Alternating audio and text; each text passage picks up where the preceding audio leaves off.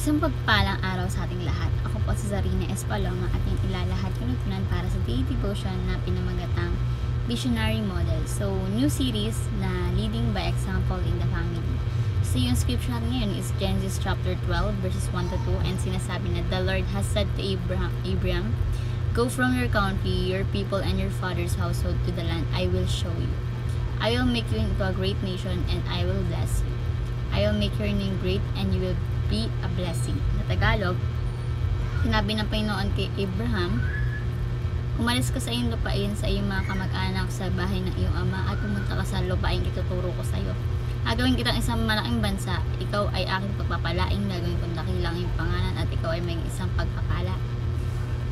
So, yung katuruan po natin yan is, number 1, visionaries are role models for their family. So, meaning to say, yung mga visionary o may malinaw na layunin sa buhay ay nagsisilbing huwaran ng ating pamilya o ng kanilang pamilya.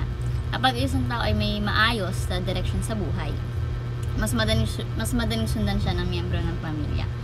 Role model nga, di ba? So, halimbawa, kung ang isang magulang sa bahay is may malinaw na plano para sa edukasyon para sa kanyang anak, sila yung naging inspirasyon, no, sa kanilang pamilya upang pahalagaan ang kalaman at syempre magtagumpay sa huli. So, visionaries are role models for their family. Next, our vision must come from God. So, yung mga layunin natin sa buhay dapat nakabata yan sa kalooban ng Panginoon Diyos.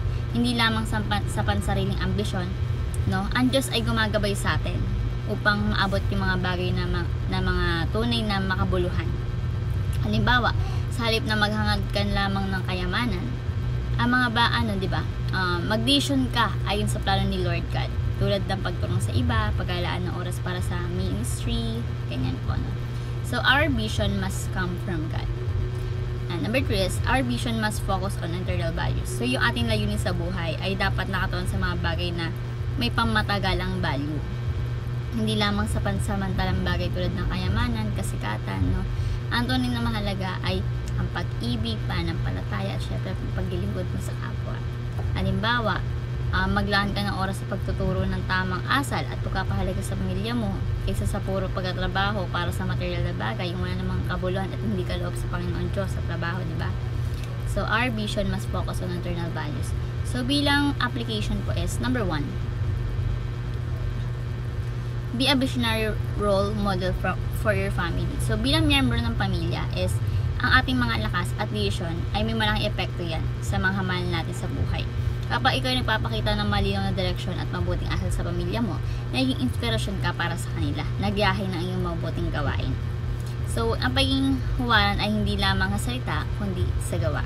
Halimbawa, kung nakakita ka ng pamilya mo na ikaw ay masipag, may pananampalataya sa Diyos, at marunong maglaan ng oras para sa kanila, time management, mas magiging madali para sa kanila na sundan at yung tamang landas, no?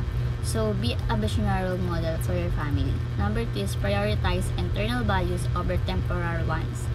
Meaning to say, ang mga pansamantalang layunin tulad ng material na bagay like kayamanan, pansariling ambisyon ay maaaring magdala sa tagumpay sa lupa. Ngunit hindi nito napupunan yung spiritual mo na pangailangan ng tao, di ba? Ang internal na pananaw tulad ng relasyon sa Panginoon Diyos at mabuting gawa ay may pamatagalang epekto sa buhay. Halimbawa, sa halip na ituon mo lahat ng oras at lakas mo sa pagkamit ng material na bagay, no, na hindi mo naman kailangan, unahin yung mga bagay na kaugnayan ng spiritual na buhay at spiritual na pagpapahalaga. Halimbawa, turuan ng pamilya ng tamang values or maglaan ng oras para sa paglilingkod sa church, no, yung mga ministry, usher, ganyan.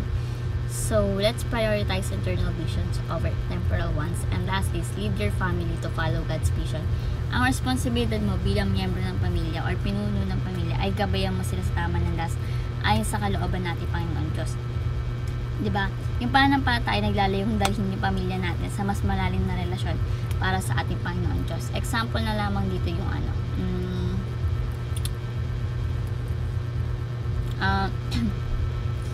anyayahan mo yung pamilya mo na magdasal, sama-sama pagbasa ng Bible, simpleng paggawa ng mabuti para sa iba, pagtutulong ba sa kapwa.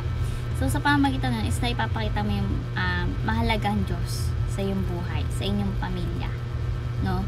At pinalakas mo yung kanilang pananampalataya kasi ikaw yung ginagawa nilang role model. So, let's lead your family to follow God's vision. So, ayun na po yung aking sa devotion na matutunan kayo, ma-share sa iba, at syempre ma-apply sa ating buhay. Thank you po sa pakikinig at God bless po sa ating lahat.